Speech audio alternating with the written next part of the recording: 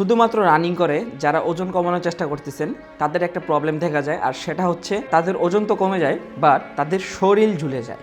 এটা কেন হয় দেখেন, আমরা যখন ওজন কমানোর জন্য প্রচুর পরিমাণে হাই ইন্টেন্সিটি কার্ডিও করি, অনেকে রানিং করি, দড়ি লাফ করি, তো সেই ক্ষেত্রে কী দেখা যায় আমাদের বডিতে এক্সট্রা চাপ পড়ে।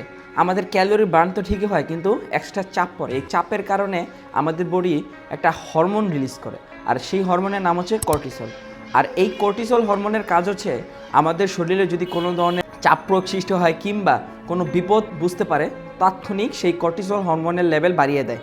এই কর্টিসল হরমোন আমাদের বডিতে গিয়ে সর্বপ্রথম লিভারে চিনি জমায় এবং শরীরের বিভিন্ন অংশে ফ্যাট জমানো শুরু করে, যাতে করে পরবর্তীতে কোনো বিপদ আসলে সেই ফ্যাটকে ব্যবহার করে শক্তি উৎপাদন করে আমরা যেন বেঁচে থাকতে পারি।